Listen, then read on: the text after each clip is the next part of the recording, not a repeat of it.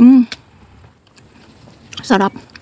Yung lasa niya similar yung lasa niya sa peach, then sweet. Very juicy. Tinatawag ito lahat ng mga plums at saka peach or mga nectarine. Tinatawag dito sa Australia na stone fruit. Kasi yung buto niya, yung seed niya, napaka-hard talaga. It's like a stone. Good morning everyone! Good morning Philippines! Good morning Australia! So nandito tayo sa plum orchards guys. So nag-colored na yung mga prutas dito at saka titingnan natin yung mga prutas kung ano ang tama, kung anong variety natin i-harvest ko ngayon today. So tingin tayo ha. Samahan niyo ako guys. So ito yun, hindi pa hinog. So ipapakita ko sa inyo yung mga variety ng mga plums. So marami kami mga variety ng mga plums at nag-colored na din. At saka mayroon din mga peach. So mayroon kaming Satsuma plums, blood plums, Donsworth. So Satsuma at saka Donsworth tinatawag namin blood plums kasi napaka-red talaga sa loob ng prutas. At saka very juicy talaga.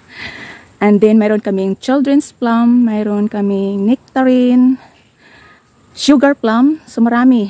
At saka mariposa plum. So, yung mariposa is a late season talaga, guys. So, at saka mayroon kaming peach. Ito, malaki itong peach namin, oh. So, mag-umpisa tayo doon sa variety ng, mga prutas. So, let's go. So ito guys, ito ang Donsworth, so blood plums din. So nag-colored na sila guys. Ayun. Ayun ang puno niya. Ayan. So dito sa kabila naman, Satsuma ito na variety guys. O ayun. So magkamukha lang sila pero magkaiba ang nila, flavor at saka magkaiba din ang shape nila. Medyo mas maliit ito kaysa unang puno na pinakita ko. Dito sa kabila guys is ito ang lalaki talaga. O malaki ito guys. Donsworth talaga ito. Blood plums. Yun. Napaka red ang ito. Ang laman.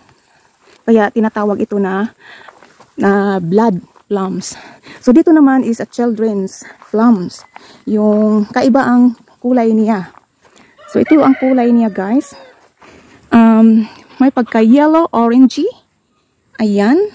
At saka pag maghinog ito, dark talaga siya. Ito ang kulay niya pag maghinog. Oh. Parang dark orange or dark orangey red talaga. Ayan. Then mayroon pa doon sa sugar plum. Punta tayo sa sugar plum guys. Naka-harvest na kami ng sugar plum at nakabinta na din kami. Dito yung nag-green pa is a president plum talaga ang tinatawag niyan is a bit bigger. Parang yung shape niya, parang egg shape. Malaki siya talaga. It's a Erica plums. So ito yung yung purple na sugar plum. Ayan.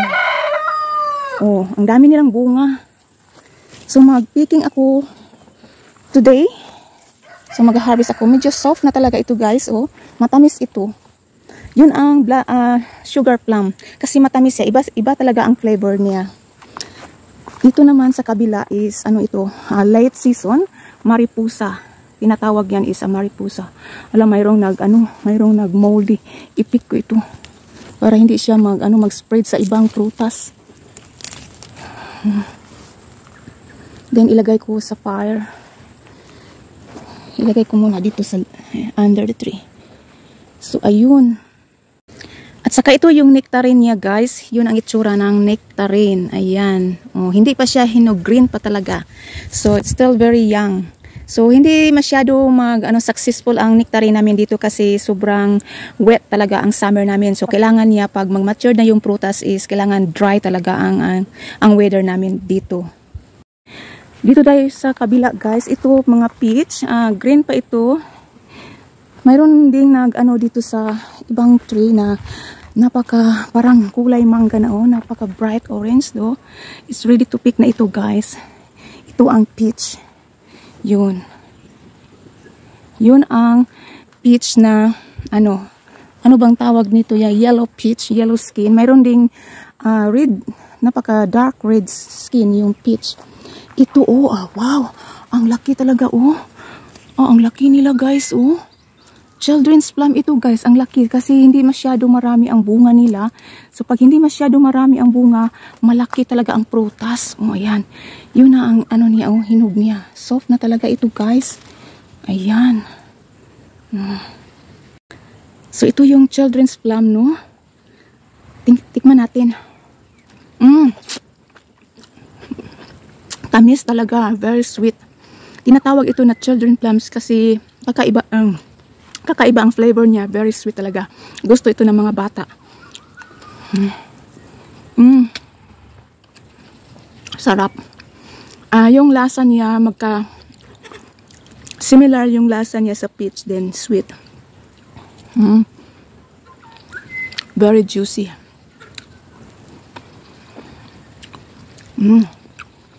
Tinatawag ito lahat ng mga plums at saka peach or mga nectarine. Tinatawag dito sa Australia na stone fruit.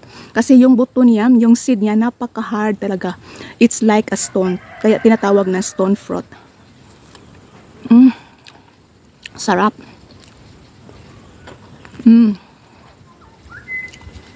At ito yung sugar plum na pinipik ko. Tikman natin. Matamis din ito guys. Kaya nga, tinatawag din na sugar plum kasi kasing tamis din siya sa sa children's plum.